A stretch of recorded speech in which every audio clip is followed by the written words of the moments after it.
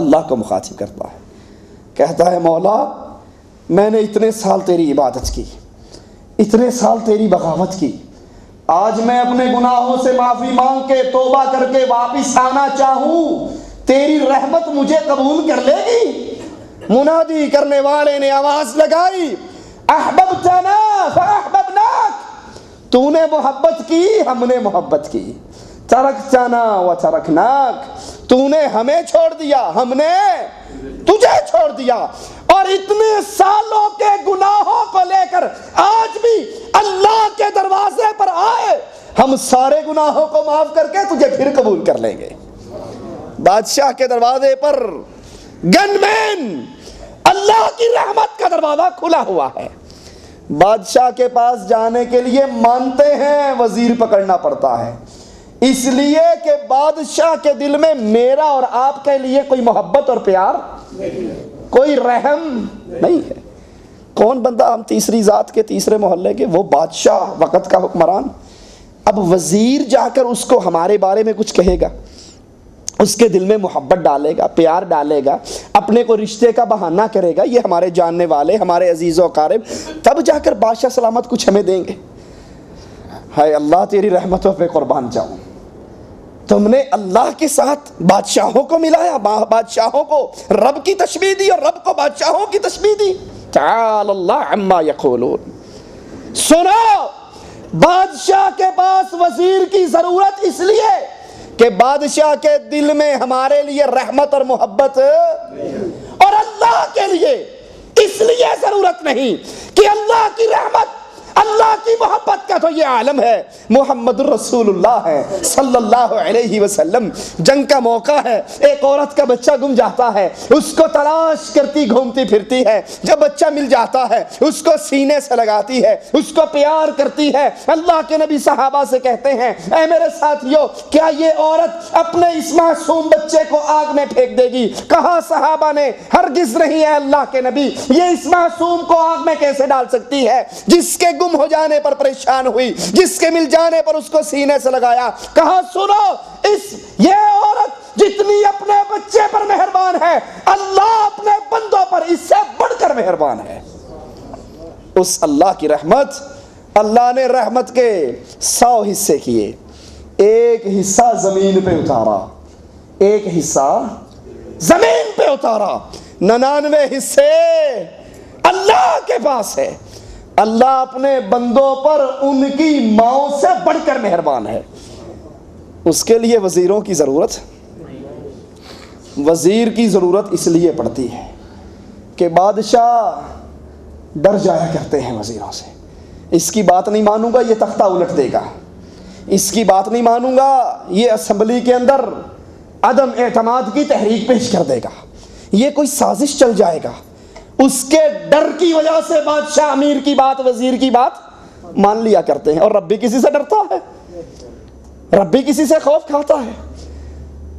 وہ اللہ، اس کی قوت اور طاقت کا یہ عالم، اس کی بے نیازی کا یہ عالم، وہ کہتا ہے اگر عیسیٰ کو، اس کی ماں مریم کو، وَمَن فِي الْأَرْضِ جَمِيعًا، اور زمین میں جو کچھ بھی ہے سب کو اٹھا کر میں جہنم میں ڈال دوں تو رب سے کوئی پوچھ لا يسأل عما يفعل وهم يسألون، دنیا والے اپنے رب سے پوچھ نہیں سکتے، اور رب جس کو چاہتا ہے اٹھا کر اس سے پوچھ لیتا ہے۔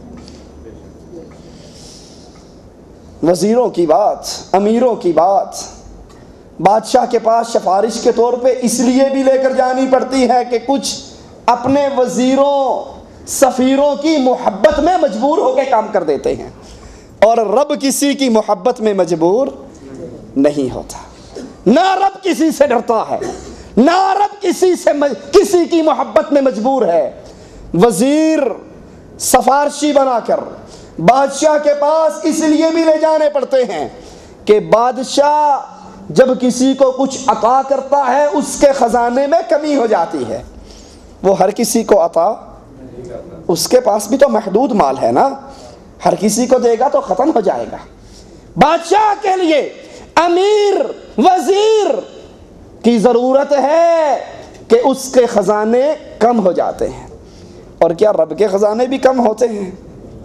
میرا مالک کہتا ہے یا معشر الجن والانس، اے انسانوں اور جنوں، اگر تمہارے اول اور آخر، پہلے اور پچھلے، انسان اور جن ایک میدان میں اکٹھے کر لیے جائیں، پھر جو جس کے دل میں آئے وہ مانگے، جو چاہے سوال کرے، جو چاہے مانگے، اللہ ہر کسی کو اس کی مانگ کے مطابق جھولی بھر دے۔ رب کے خزانے میں اتنی کمی نہیں آتی جتنی سوئی کو سمندر میں ڈال کے نکال لو۔ سوئی سمندر میں سے ایک قطرہ پانی کم کرے گی، رب کائنات کو نواز دے، اس کے خزانے میں اتنی کمی۔ وَلِلَّهِ خَزَائِنُ السَّمَاوَاتِ وَالْأَرْضِ، زمین و آسمان کے خزانوں کا مالک، گنج بخش اور داتا۔ کوئی زمین میں دفن ہونے والا حجویری نہیں ہے، گنج بخش اور داتا اپنے عرش پہ مستوی صرف اللہ ہے۔ اس لیے اللہ کے لیے کسی سفارش کی ضرورت، کسی امیر اور وزیر کی ضرورت نہیں ہوتی۔ اگر پھر بھی مان لیا جائے کہ نہیں، ان بزرگوں کو پکارنا ضروری ہے، ان کی سفارش ضروری ہے، یا عبد القادر جیلانی شیئا للہ، یا بہاول حق بیڑا دھک، 11ویں والے آپ پار لگائیں، علی مشکل کشا تیرے صدقے، پنجتن پاک کے صدقے، حسن حسین کے صدقے، فلاں کے صدقے، فلاں کے صدقے۔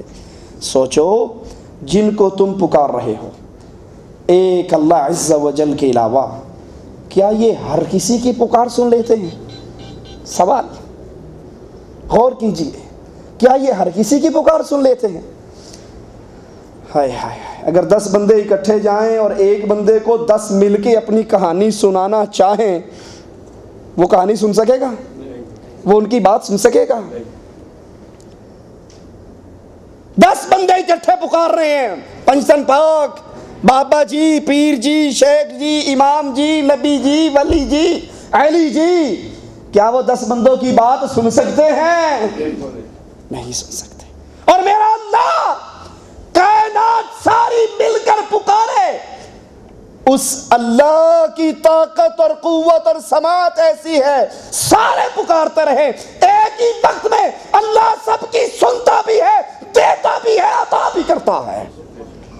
بتاؤ غیر اللہ کو پکارنے والوں، پیر صاحب اگر لاہور کے ہیں، انہیں پنجابی آتی ہے، مانگنے والا پٹھان پہنچ جاتا ہے، پیر صاحب کو اب یہ پشتو کی ٹرانسلیشن کر کے کون بتائے گا؟ وہ اللہ ہے، اس کو دنیا کی کسی زبان میں پکارو، اس اللہ پر کسی کی بات سمجھنے میں کوئی مشکل، وہ خالق ہے زبانوں کا، وہ مالک ہے، پوری دنیا پکارے، مختلف زبانوں میں پکارے۔ پیر تو ایک ہی زبان جانتا ہے یا 2-3 جانتا ہوگا، اس کو بھی چھوڑو، جن کو تم نے سفارشی بنا رکھا ہے، اگر اس کی قبر پہ کوئی گونگا چلا جائے، وہ چلا جائے جس کی زبان کام نہیں کرتی، اب وہ دل ہی دل میں پکار رہا ہے، دل کی فریادوں کو جاننے والا اللہ کے علاوہ اور کون ہے؟ اللہ کے علاوہ اور کوئی نہیں۔ وہ اللہ ہے جو دور سے سنتا ہے، جو نزدیک سے سنتا ہے۔ پیر صاحب کو سنانے کے لیے اس کی گدی پہ حاضر ہونا پڑتا ہے، اس کو 10 میل کی بات، 10 میل تو بہت دور ہے، دیوار کے پیچھے کی بات بھی سمجھ نہیں آتی۔ اور میرا اللہ محمد الرسول اللہ صلی اللہ علیہ وسلم بیان فرماتے ہیں، کالی چیونٹی ہے، کالی رات ہے، کالے پہاڑ کی جڑ میں چل رہی ہے، اس چلتی ہوئی چیونٹی کو اللہ اپنے عرش پہ ہوتے ہوئے دیکھتا بھی ہے، اس کا رزق اس کو دیتا بھی ہے۔